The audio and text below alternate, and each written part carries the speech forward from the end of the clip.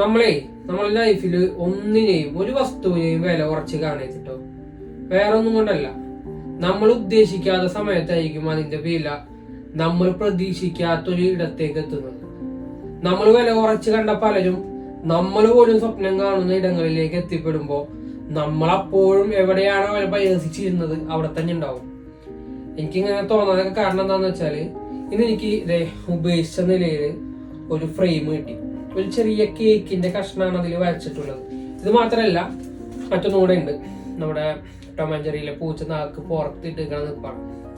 എന്തായാലും ഇതിലെന്ത് ചെയ്യാൻ പറ്റുമെന്നാണ് ഞാൻ ആലോചിച്ചത്. അപ്പോ കുറെ നേരം ഞാൻ അങ്ങനെ ആലോചിച്ചിരുന്നു. ആദ്യം ഈ ഒരു ഫ്രെയിമിൽ ചെയ്യാന്ന് കരുതി. അപ്പൊ ഈ കേക്കിന്റെ ത്രികോണാകൃതി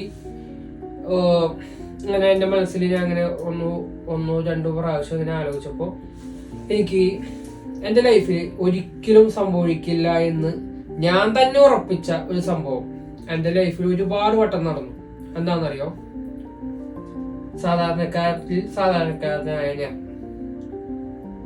മുത്തുനബിയുടെ പരിശുദ്ധ കൗബയും മദീനയിലെ ആ പച്ചക്കുബയും എന്റെ ലൈഫിൽ ഒരിക്കൽ പോലും കണ്ണുകൊണ്ട് കാണാൻ കഴിയില്ല എന്ന് ഉറപ്പിച്ചതാണ്. കാരണം ഞാൻ സാധാരണക്കാരനാണ്. പിന്നെ ഞാൻ എങ്ങനെ എത്തും? പക്ഷേ ഏകദേശം 2-2.5 അല്ലെങ്കിൽ 3 അടുക്കുന്ന എന്റെ പ്രവാസ ജീവിതം, 3 ആയിട്ടില്ല സത്യത്തിൽ, 2023 അവസാനത്തിലാണ് ഞാൻ പ്രവാസ ജീവിതത്തിലേക്ക് കടന്നു വരുന്നത്.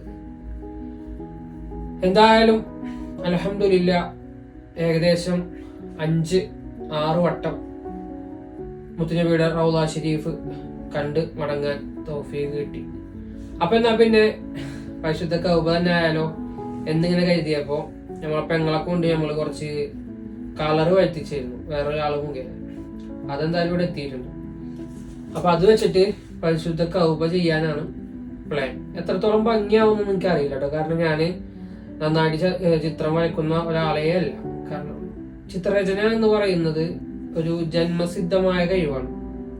അത് നമുക്ക് ആർജിച്ചെടുക്കാൻ കഴിയും. നമ്മൾ അധ്വാനിച്ചാല്, കഷ്ടപ്പെട്ടാൽ നമുക്ക് പറ്റും. പക്ഷെ ജന്മസിദ്ധമായി കിട്ടുന്നതിന്റെ അത്രത്തോളം അതെത്തില്ല എന്നുള്ളതാണ് എൻ്റെ ഒരു അറിവ്. ചിത്രരചന മാത്രമല്ല, സംഗീതം, അതുപോലെ തന്നെ ഡാൻസ്, ചുവട് വെക്കുക, ഇതെല്ലാം ഒരു ജന്മസിദ്ധമായി കിട്ടേണ്ടതാണ്. ആർജിച്ചെടുക്കാൻ കഴിയും. പക്ഷെ അതിന്റെ അത്രത്തോളം അത് മികവെക്കുമോ എന്ന് എനിക്കറിയില്ല. ഇനി എന്തായാലും നമുക്കതൊന്ന് വരച്ചു നോക്കാം. പൂർത്തിയായി കഴിഞ്ഞാൽ ഇൻഷാ അല്ലാഹ് അടുത്ത വീഡിയോയിൽ കാണാം. അപ്പൊ എന്തെങ്കിലുമൊക്കെ പറയാം. അസ്സലാമു